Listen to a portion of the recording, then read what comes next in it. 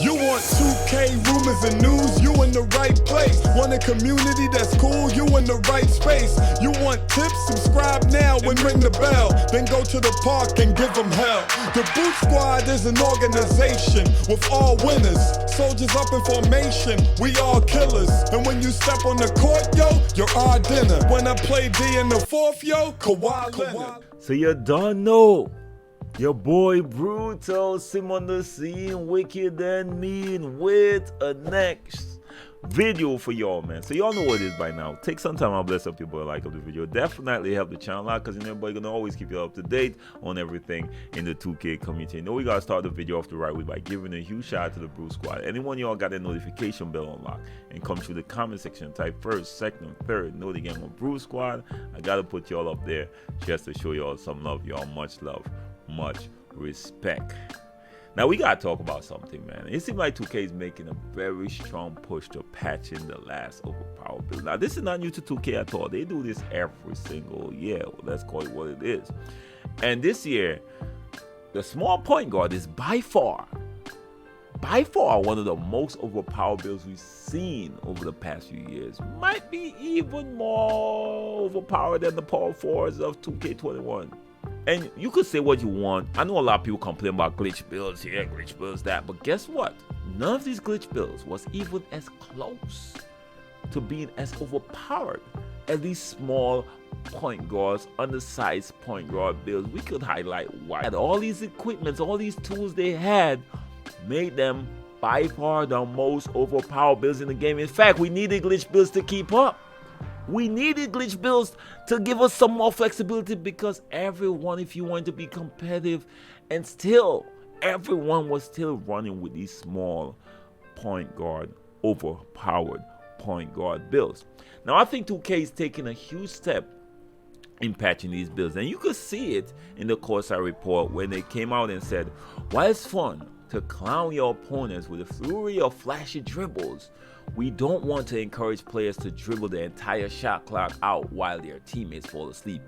Energy will deplete much quicker when spamming too many moves together. They did not say burst, they said too many moves. So once you start spamming too many crossovers or too many size ups, the bar is gonna take a hit. They actually showed the Lonzo clip that he just is doing simple crossover moves and simple size up, and the bar was taking a hit. It wasn't based off boosting at all or bursting at all. Now they continue to say, so it's important to be efficient and not play with your food too long. There's a long list of size ups to learn on paper, but they're all simple and feel natural in practice. Now this is not it. When you look at what they said with adrenaline, how they start off to describe adrenaline boost is, another feature to prevent over dribbling is the concept of adrenaline boost. There are 3 available boosts per player per possession, shown as 3 small bars under the stamina meter. Now I cannot go forward and describe adrenaline boost without describing where it probably originated from. And I would say probably loosely, because I think this is where the idea really originated from this guy called Wills. Now Wills actually hit me up probably a few months ago when he first saw a clip and you could barely see the boost bar, and he was like, yo, Brute, they took my idea that I recommended. I was like, bro, I could barely see what bar you're talking about, bro. That's probably not your idea.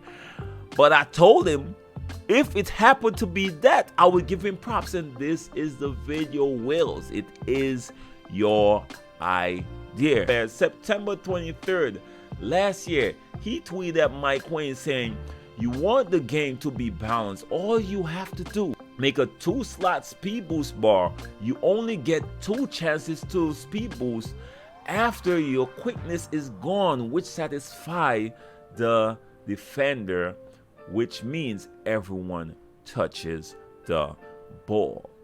Now Mike Wayne did add 3 instead of 2, but I sure as hell believe he tried 2 in test and believe, and he was like, you know what, let me give him an extra bar, because this is definitely gonna kill these Bills completely out of the game.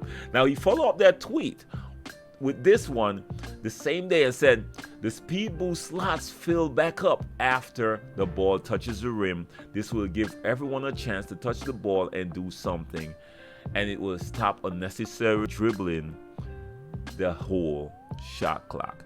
Now again, Mike Wayne probably look at this and say, after he touched the rim, nah, a lot of people have to run pick and roll and shoot, and the big will always have an advantage because the big guys step up to play that pick and roll.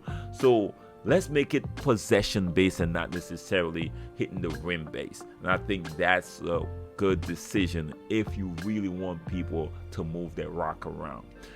Again, it's all based on position and not necessarily off of what he recommended, but you could clearly see that he sparked that idea.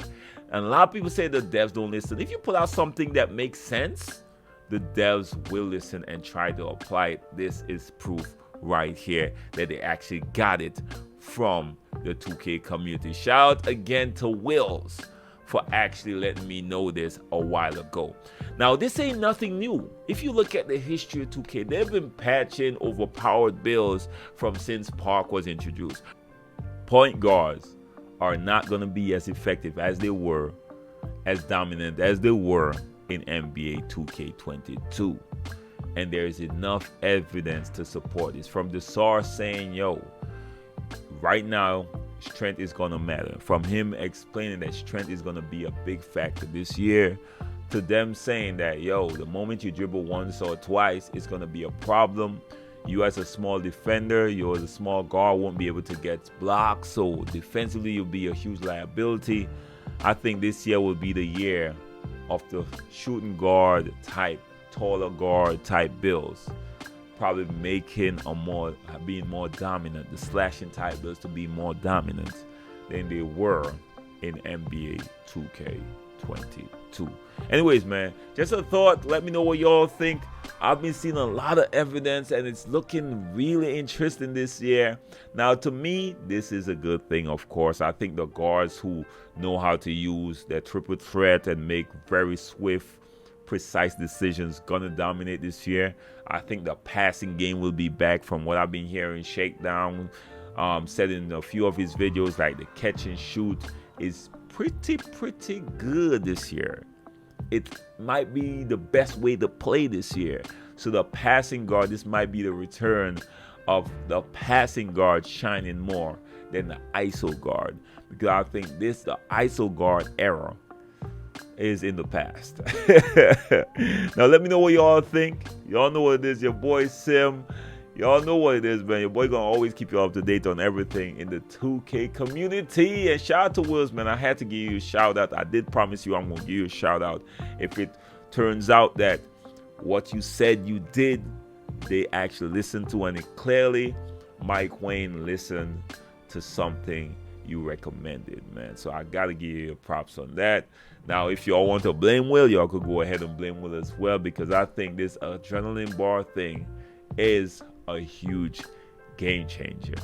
Trust me, this adrenaline bar thing, y'all are sleeping on it. Y'all are sleeping. I think a lot of people think they're gonna come out there and figure it out. They don't have no figuring out this year. Especially for the over dribblers.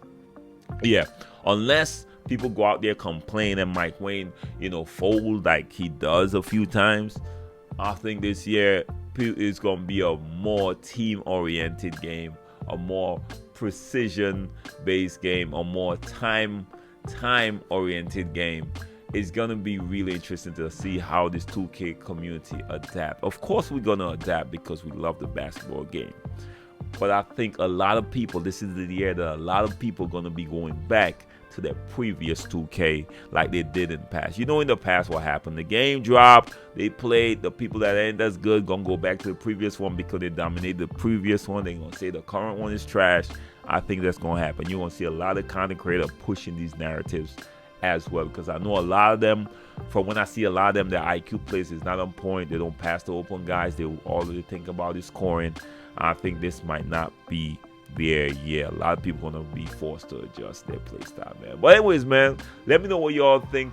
Y'all know what it is. Your boy see, nobody, your boy could talk about this all day. But this video is already long enough. And if you got some more time, check out my last few videos if you want to be up to date on everything NBA 2K23. If you got TikTok, follow my TikTok. The link will be above and in the description, man. And if you want to play with squads and tie running with randoms, join the Discord below. As soon as 2K23 drops, I promise y'all it's gonna be popping. You don't have to run with randoms that year. We got a huge community there, very positive vibes. Join up, link up. This year gonna be rough for randoms, especially when trying to fill out that team takeover bar. You know what it is. Anyways, y'all, have a blessed one. Till next time, be safe out there, y'all. Peace.